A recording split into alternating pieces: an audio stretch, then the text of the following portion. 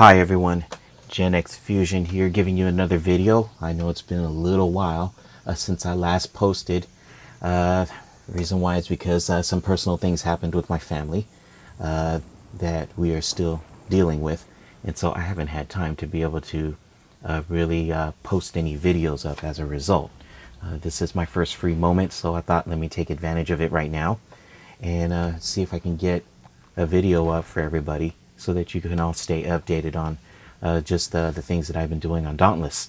So welcome, and with that, just wanted to share a few different things. Right now, what you can see where I'm at, this is basically a pic, a screenshot, but I am on Revelation Rock, and I am on top of the highest point of Revelation Rock. It's one of my cool little hangout spots that I like going to, just to be able to sit back and enjoy the view, and also think about like when this is a lower level island or hunting ground, and I like to hang out up here, and whenever lower levels people or hunters need help, I tend to hang out up here, and if they send up a flare, then I'll go on down and I'll give them some assistance, and then after that just you know, and then kick back from there.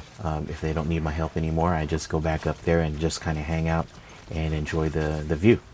So that's it, and just wanted to welcome everybody to this video, and there are a few things that I'm going to be going through right now. One of the things that I'm going to do is I'm going to show you just basically my latest loadouts, or the main two loadouts that I use. So with that, without further ado, let me go ahead and show you that. So this is my primary loadout, and I use this mostly for everything. I use it mostly specifically for escalations, whether it's a 1 through 13 or a 13 escalation, or if I use it for 50 escalation, and I'll kind of customize it just in terms of my repeaters in what I use. Of course, if I'm going into a shock escalation, I'll usually use the Terra repeater barrel. If I go into a blaze escalation, then I'll use the frost barrel, and so on. If it's an umbro, then I'll use a radiant, and finally if it's a Terra escalation, I'll use the shock barrel that I have.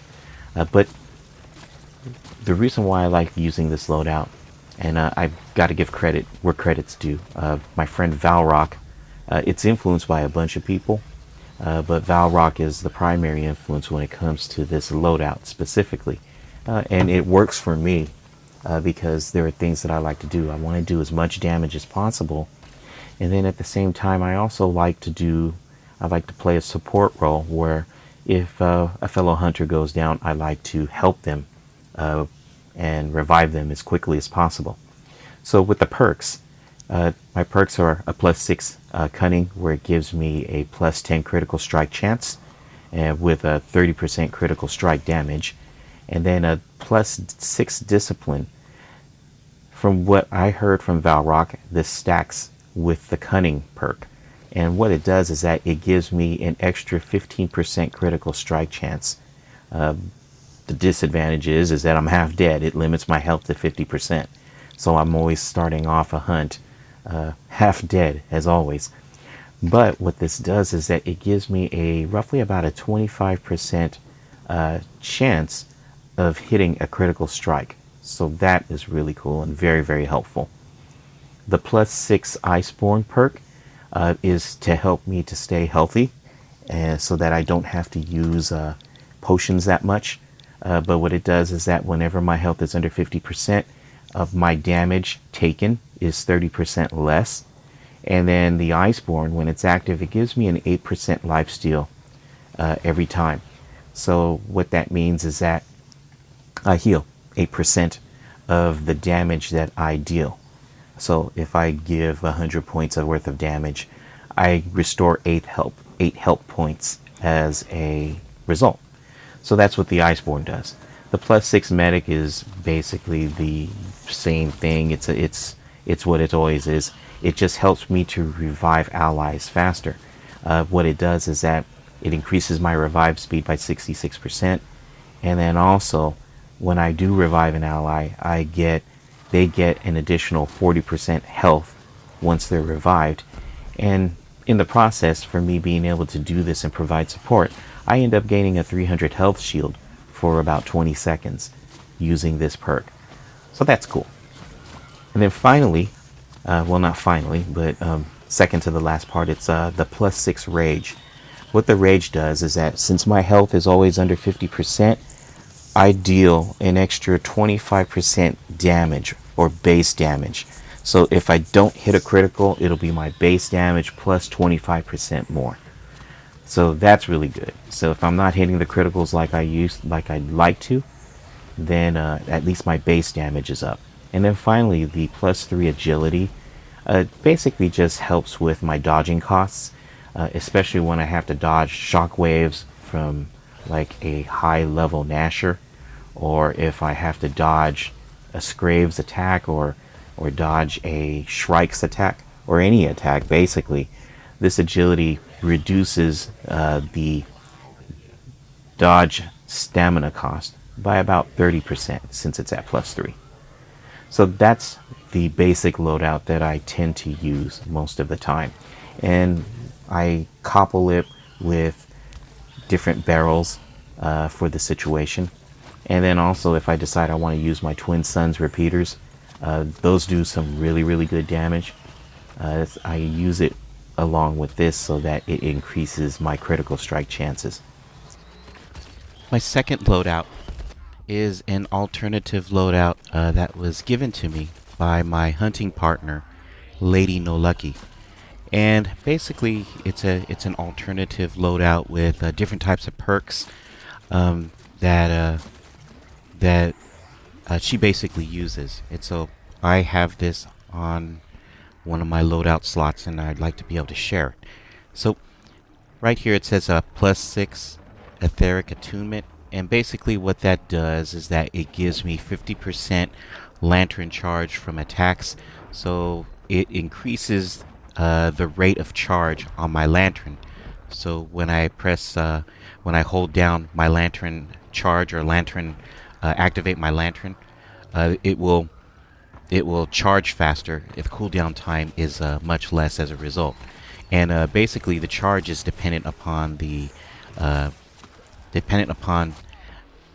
damage that you do when you are attacking a behemoth, and that's the only way the lantern charges.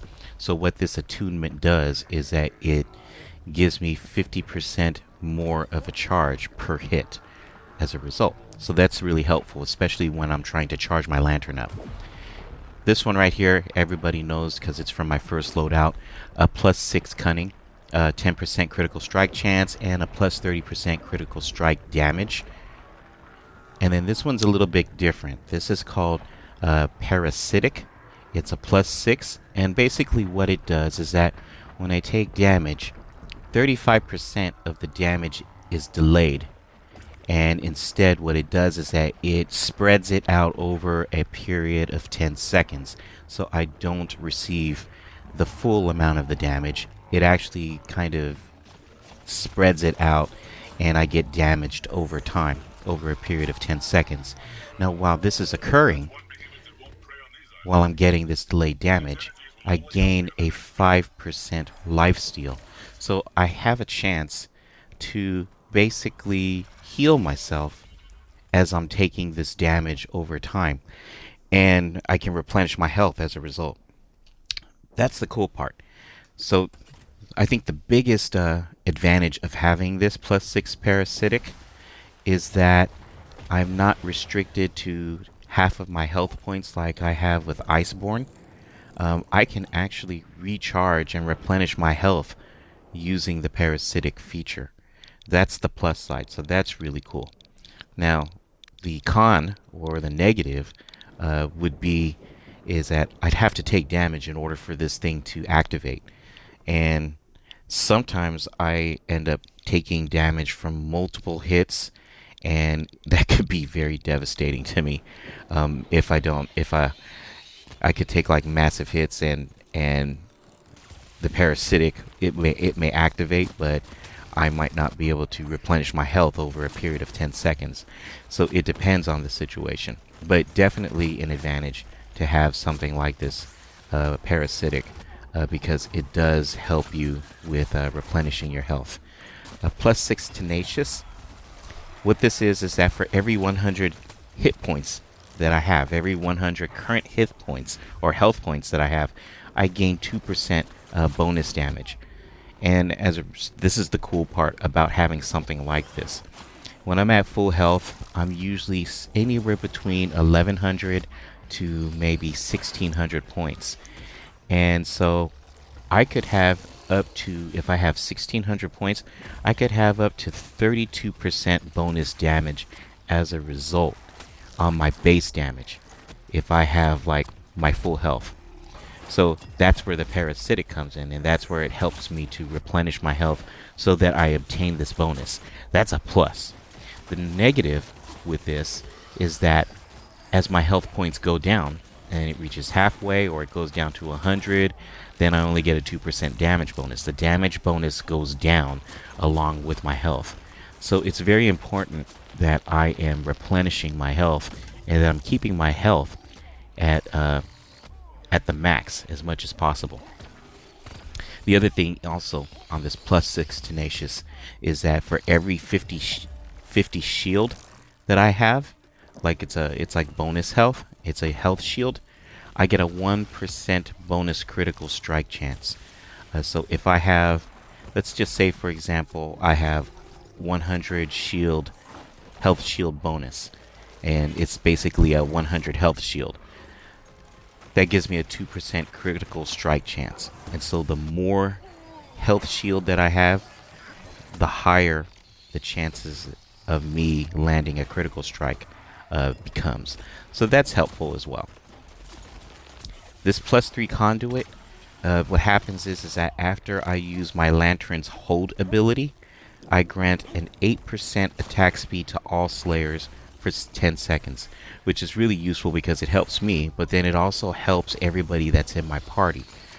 We all gain an 8% attack speed for a period of 10 seconds, and that's what the +3 conduit is for.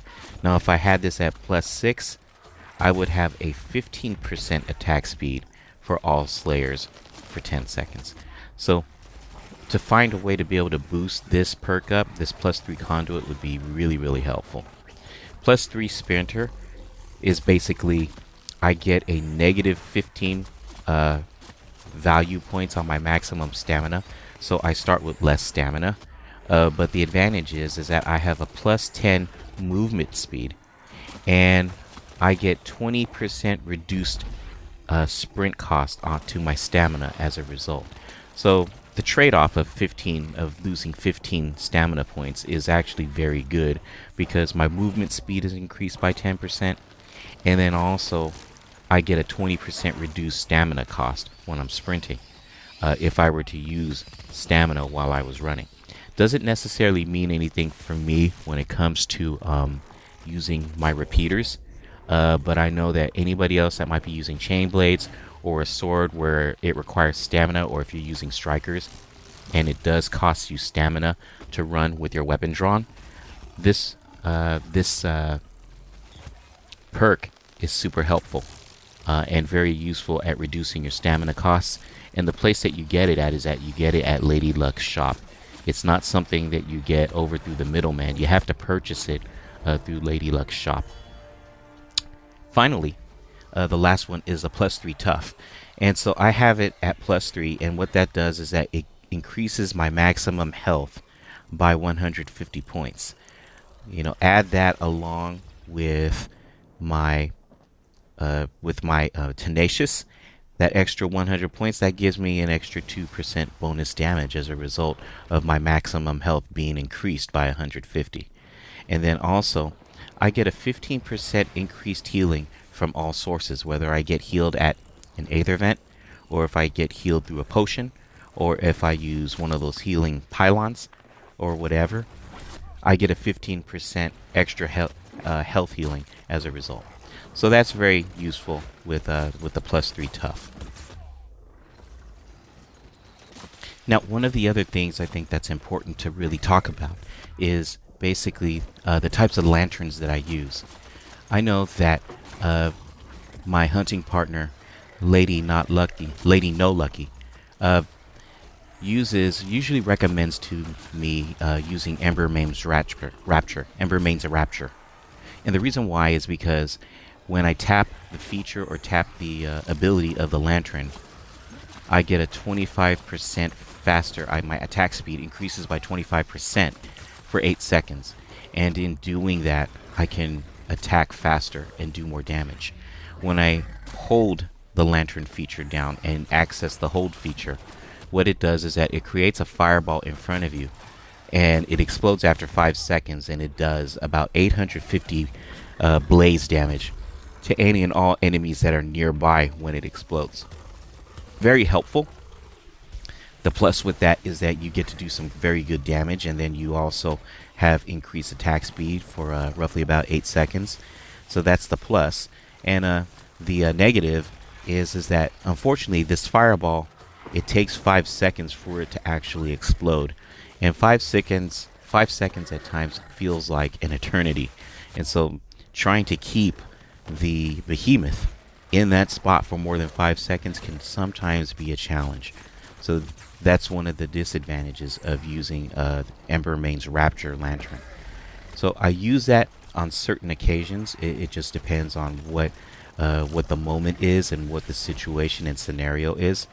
Another one that I use, another lantern, and I tend to use this one a little bit more often, is I use Drask's Eye.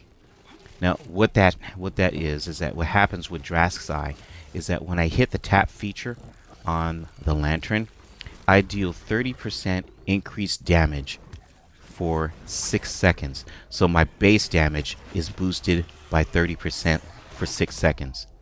And when I hold down my lantern feature, what it does is that it fires a lightning bolt in the direction that I'm facing that deals 150 shock damage multiple times as it passes through my target or the enemy.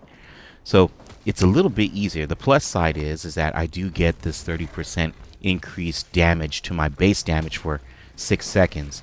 But of course the disadvantage is that it doesn't do as much damage as Embermane's Rapture. The lightning bolt is very good in terms of being able to aim at a behemoth, and it's a lot easier to be able to aim a lightning bolt at it. But like I said, it doesn't necessarily do as much damage as Embermane's Rapture when it explodes. And so those are the things that I think it's up to the taste of the individual in terms of their fighting style, which one you are more likely to use. And so I do use Embermane's Rapture, but then I also use Drask's Eye as well for certain types of scenarios and everything. And then finally, the final lantern that I tend to use a lot is Shrike's Zeal. I don't use it that much, as much as I used to, but I still do use it on certain occasions. And what Shrike's Zeal does is that the instant feature, when you tap it, you end up moving faster. Your movement speed increases by 40% for 6 seconds, so you're moving faster. This is really useful when I'm trying to get to a behemoth and I want to try to avoid them as quickly as possible. Like Embermane, Rizakiri, those tend to fire, like Embermane fires a flamethrower at you, and you want to get out of its way as quickly as possible and try to bypass it as quickly as possible. So this instant feature where you move 40% faster for 6 seconds is really, really helpful. The other thing that it does is that when you access the hold feature on Shrike's Zeal, it creates an aura around you. And anybody, all slayers that are within the aura that's centered around me, they gain a 15% increased move speed, so they move faster, and then their attack speed is also increased by 15% for 15 seconds. So if I want to really work with somebody and I want to be able to give them these bonuses along with myself, I tend to hang out behind them, and then I activate that hold feature, and it gives them that extra attack speed and that extra movement speed. And sometimes that could be the difference between life and death, but I think the main thing is that this is more of a support lantern. It's not necessarily a lantern that does any damage. As you can see, it only kind of buffs your movement speed and maybe your attack speed. So that's kind of the negative behind this particular lantern.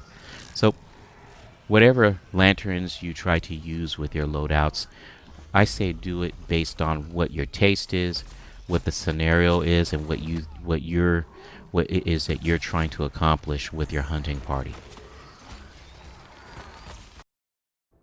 Now, onto the gameplay. But before I explain what is going on with the gameplay, one of the things that I want to share about that is irritating for me when it comes to Dauntless is the glitchy friends list. It's been acting buggy since they added the update for the winter season, for the holiday season, from Thanksgiving on. And my friends list is all glitchy and messed up. The people that are showing up on my friends list, the usernames are not really the individuals that are logged in. And so when I send a message, like let's say, for example, my friend Happy Oaks shows up on my friends list. And so I send a message saying, hello, hi Happy. And it turns out it's not really Happy. It's actually somebody else. And they're asking me, what am I doing? It's super embarrassing. But the thing about it is that it's irritating because I can't tell which friends are on. And I don't like making mistakes. The mistake of calling someone and saying, hello, such and such, and it's not really them. And I've had that happen on a number of occasions. So now I don't know if I'm messaging the individuals, if I'm greeting them. I don't know how I should greet them because it sounds really funky if I say, hi, my friends list is messed up. Who is this? And I think I've made some mistakes when I've messaged people thinking that they were one person when it really wasn't them. And they get upset with me with, this isn't such and such, it's me, can't you tell? And so I hope that Phoenix Labs fixes this glitch on Dauntless, because I know that this occurrence is happening with a bunch of other people that I've been interacting with. So if I've done that to any of my listeners or to any of my friends, I apologize if I thought you were someone else and it turns out that it was you instead. And so sometimes that can be offensive, or maybe I'm not supposed to be talking to individuals at this point in time and I accidentally message them and they're like, I don't want to talk to you. So that's it. Let's move on to the footage now.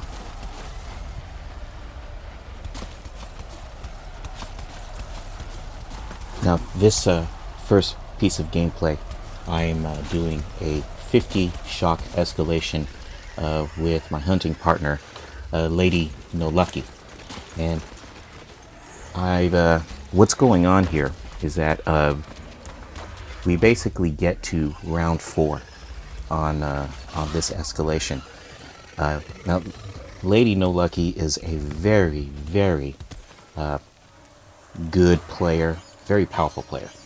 However, doing a 50 escalation, my hunting partner basically just reforged their weapon, and so they were coming into this escalation with a very low level weapon experience, and so as a result, the person was kind of squishy because their weapon level was low, and also because their resistance or their armor level was low as a result.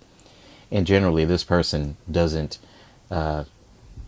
get squashed like that, but because they had just started and they came into a escalation 50, there was no way that they were going to be able to stay alive and be able to have the impact that they would have wanted to have.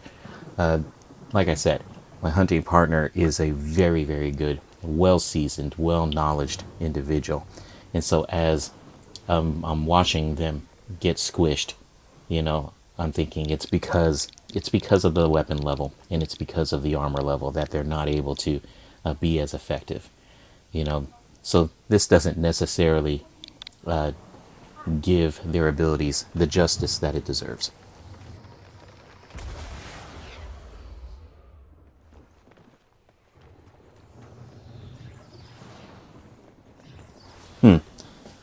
This is round two on this shock escalation, and I found it really unusual how not Shrike, but Shrowd was in round two.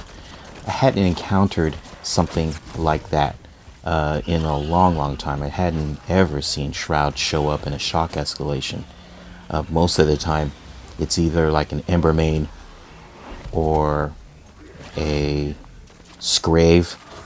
Sometimes it's Drask, but Shrowd, that was definitely different and unusual.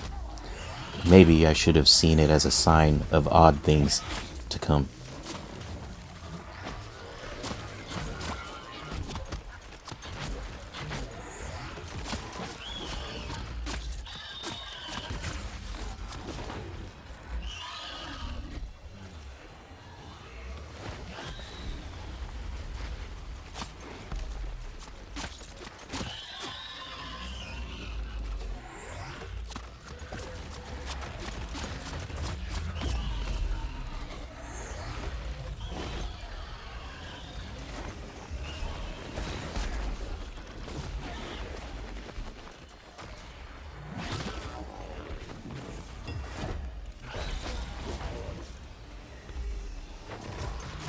Ouch. Now, now these monsters are acting unfair. No double teaming allowed.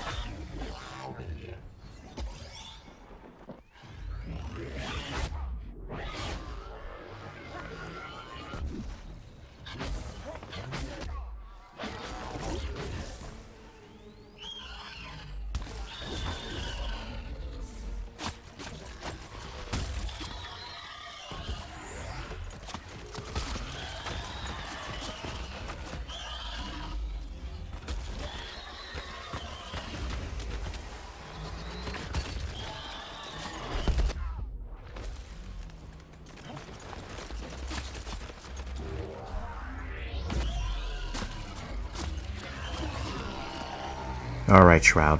Now it's your turn.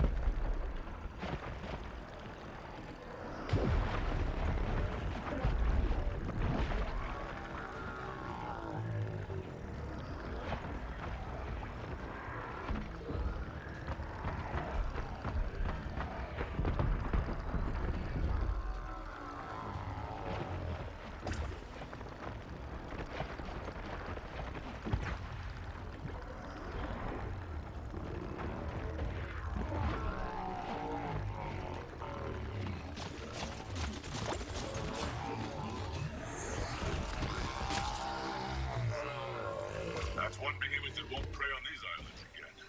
And its energies will only help you in the next battle.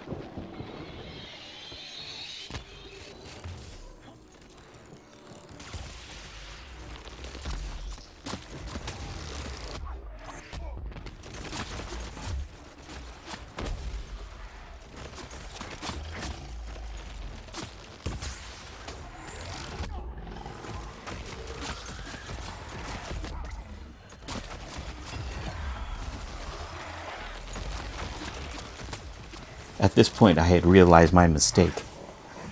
Those pylon shock orb launchers were going to be keeping me from being able to revive my hunting partner, even though my medic skill was at +6.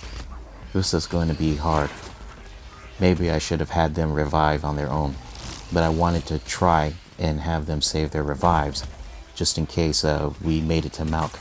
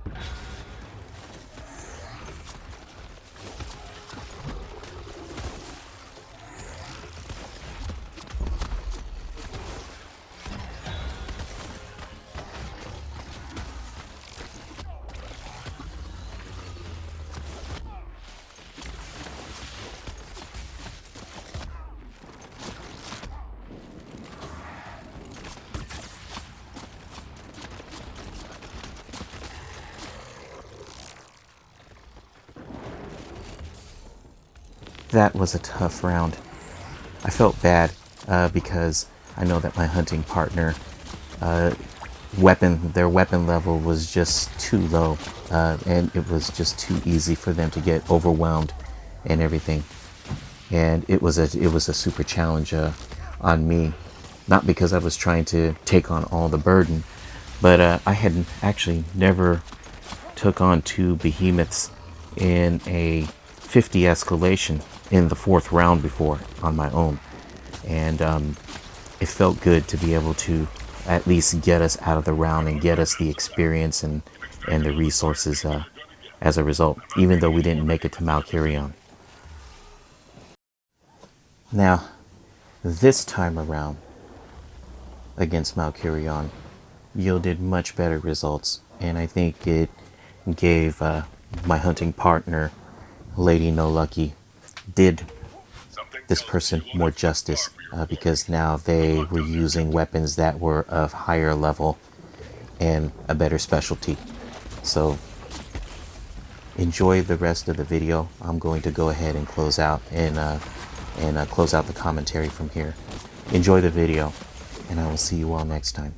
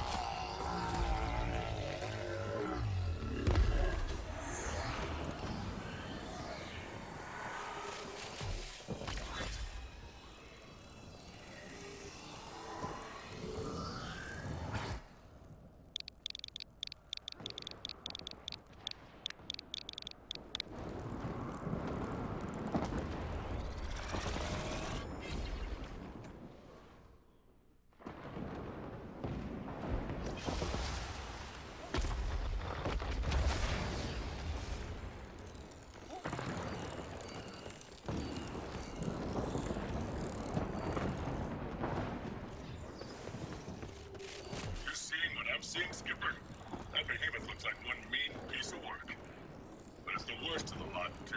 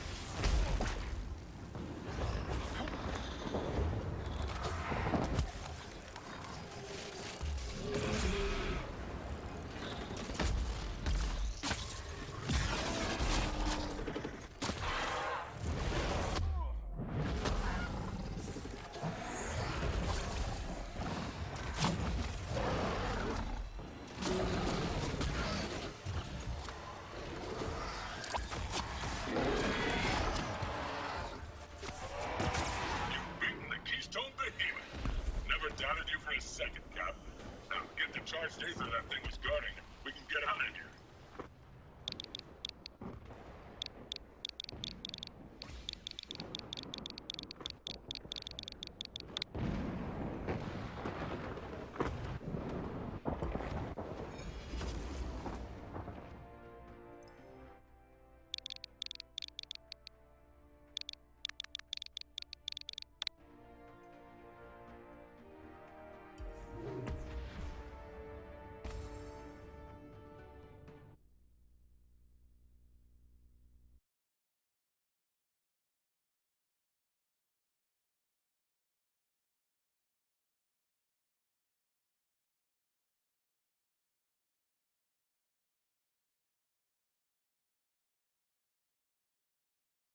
Hi viewers, remember to subscribe, like the video, comment, and click on the little bell to receive notifications of future content.